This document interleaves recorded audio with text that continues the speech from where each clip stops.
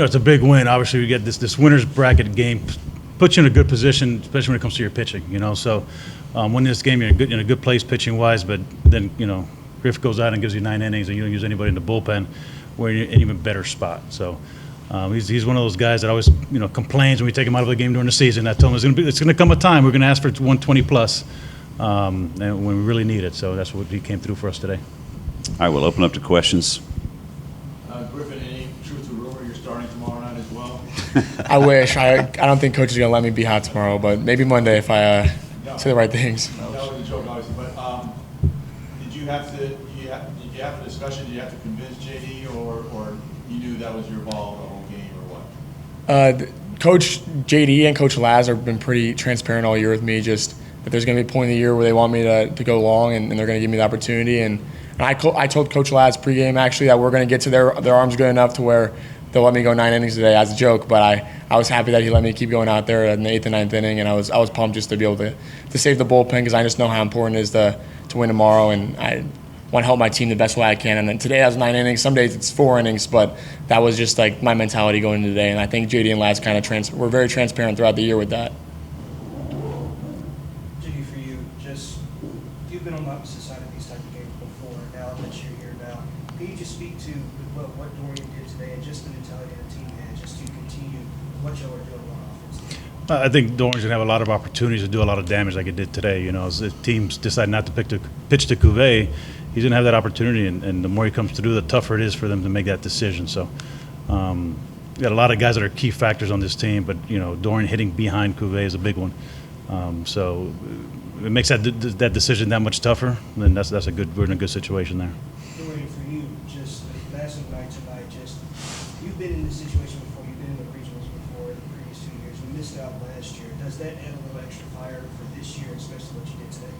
Yeah, it definitely does. The staple of this program is to get to Omaha every year, and we missed out on that last year, obviously, and we're here making a statement this weekend, and we want to get back to that Omaha mindset. Dorian, what is it like to hit behind Cuvée, knowing that, first of all, a lot of times it doesn't leave you any RBIs, any runners on base because you hit home run, but also the responsibility you have because they will pitch around it. Yeah, I'm hitting behind one of the best hitters in the country, if not the best hitter in the country. And I know JD and the team trust me hitting behind him, and I just have to keep coming through like I did tonight in order to keep us going through this tournament. Dorian, what goes through your head when they walk Cuvée in front of you twice? It definitely lights a fire under me, but at the same time I have to go up there with my same approach and stay calm and stay composed and stick to the game plan. Obviously, a big win like this tonight. How do y'all fight complacency in the winners bracket game tomorrow? Tomorrow, like JD said earlier, we're not done.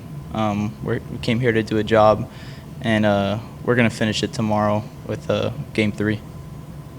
JD didn't talk about it yesterday, but the addition to the lineup, the return of the lineup for Derek Williams and what he's been able to do to this lineup. Can you speak to how people might not know what he's able to do? He was flying around the bag today earlier as well. So what does Derek bring that many people might know? When Derek went down, he was leading our team in batting average, home runs, maybe not RBIs, but he had some stolen bases as well. He was hitting the middle of the lineup, and he was really that guy that was, one of the guys protecting Cuvée there. So he's real important, man. He's still not quite at 100%. He's getting some pitches that he's just missing, but he's also put some good swings and has hit the ball hard. And just another, threat on the bases. He could go first to third, he could steal a base, he could do some things. So it gives the opportunity to put pressure on the other team, and it just lengthens our lineup just a little bit more. How positive do you think it will be for the guys in the bottom of the lineup today getting those hits with Fabio and Michael just getting those hits? Do you think that will be a positive, reoccurring thing that you possibly see tomorrow as well? You hope so. They're young guys that at some point this season were going really well, and then of course they've been struggling a little bit, and confidence is a funny thing. You lose it quick, but you also get it back really, really quick. So hopefully that carries on for after tonight. Both guys have been putting better swings and having better at bats. We should start to see more success today, but the at bats have been getting better. Tell us who you're starting tomorrow on the bottom. Who you're starting? Well, tomorrow will be Tate DeRice. So he's been our number 3 guy, and it's a third game, so we're going with him. Talk about his season, freshman, and how he It's another freshman that just has been growing up in front of our eyes, man. Every time he goes out, he's getting better and better, and a guy that, the stage hasn't been too big, the game hasn't sped up on him too much. He's done a good job for us, so we expect nothing different. Now he's a little rested. He hadn't thrown in a couple of weeks because we, early exit in the ACC tournament, but we had all our guys were throwing live batting practice and simulated games last week in preparation for the regional, so he'll be ready to go. Dorian, a couple questions for you. JD just mentioned about the early exit in the ACC. What did that do to the psyche of the team? It's not something you expected to be dismissed that quickly, and then now what you're doing here. Can you explain? Yeah, we went in there fighting for our season, and to go in there and get beat the way we did, it's kind of easy to get down on ourselves and kind of say like this might be it.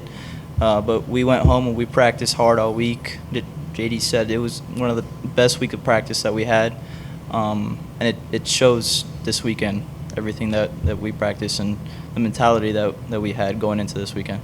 And your home runs, you're not necessarily known as a good hitter, but not necessarily a home run hitter. Can you speak on that and what you got in those two shots you hit today? What kind of pitches and that type of thing? Yeah, I had runners on like I have most of the year. I was just trying to get good pitch to hit, good pitch to put a good swing on, and that's what I did today. Coach Griffin threw over 120 pitches tonight.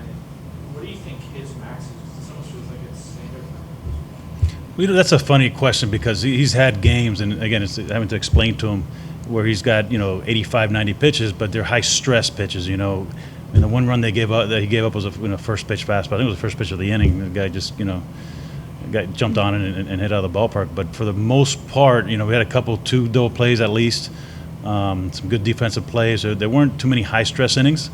So that plays a big factor into. It's not just a pitch count, right? It's how much stress is behind the pitches that he's throwing, and he was pretty comfortable all game. Griffin, it felt like you had feel for all your pitches tonight. Is that something that you sensed in the bullpen, or was it a couple batters tonight? I mean, with the long week off, just kind of preparing mentally for the game was helpful, I think. Just kind of knowing that we need to go out there and put together inning by inning what we need to do. I had a good conversation with Coach actually this week about just attacking each inning like you're closing the game, and I kind of try to bring that mentality today and just go after each inning like that. And then the defense was amazing in the beginning of the game where two double plays for me to end innings and the plays at third base by Cuvée and some of the plays in the outfield. I mean, it makes it really easy to go out there and pitch when your defense is playing like that the whole game and then really roll into the higher pitch count because okay, if these guys start putting the ball in play, my defense is going to be lock solid for me. So that was kind of my mentality going into today. And we have Do you serve as a mentor to Tate, and you being a little older than him? And if so, what have you told him, or what will you tell him about tomorrow? I think that really the leadership on our team starts with Brian Walters when it comes to the pitching staff, and he's done a great job just as a starter at the beginning of the year and now as our closer, just really mentoring all the young guys, even me being a first-year starter and a first-year Hurricane.